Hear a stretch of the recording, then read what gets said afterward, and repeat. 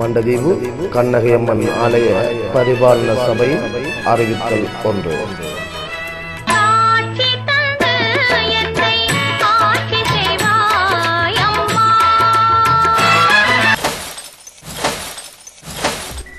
மண்டதீவு பூம்புகாரில் கோவில் கொண்டு எழுந்தருளி வேண்டுவோர் வேண்டுவதை கொடுத்து நல்லொருள் பாலித்து வந்த கண்ணகை அம்மன் ஆலயம் போர்க்கால அனர்த்தங்களினால் ஆலய தூவி முடியிழந்து மண்டபங்கள் கூரைகள் அழிந்து ஆலய கதவுகள் பிள்ளையார் வைரவர் ஆலய கதவுகள் உடைக்கப்பட்டு ஆலயத்தின் அன்னதான மண்டபம் அடித்தளமே இல்லாது அளிக்கப்பட்டு காட்சியளிக்கின்றது.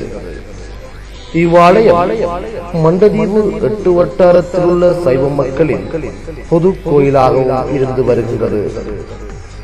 இவ்வாலய திருப்பணி வேலைகளை செவ்வனே செய்து முடிக்க வேண்டும் என்று ஆலய பொதுக்கூட்டத்தில் தீர்மானிக்கப்பட்டது.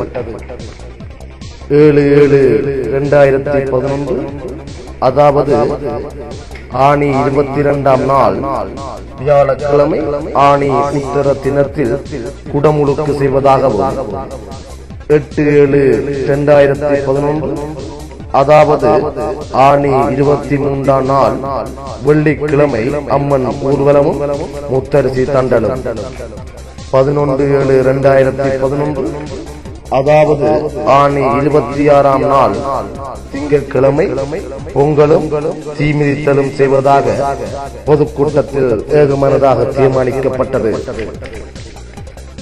இவ்வாலயத்தின் வளர்ச்சிக்காகவும் உயர்ச்சிக்காகவும் அல்லும் பகலும் அயராது பாடுபட்டு உழைத்த அன்புள்ளங்கள் அனைவரும் எங்கிருந்தாலும் உங்கள் ஆலயத்தின் திருப்பணி வேலைகளை செய்து முடிப்பதற்கு எமக்கு உதவுமாறு தங்களை கேட்டுக் கொள்வதுடன் கண்ணகையம்மன் ஆலய பரிபாலன சபையினருடன் தொடர்பு கொண்டு குறுகிய காலத்தில் திருப்பணி வேலைகளை செய்து முடிப்பதற்கு தங்களால் என்ற ஆதரவை எதிர்பார்க்கின்றோம்.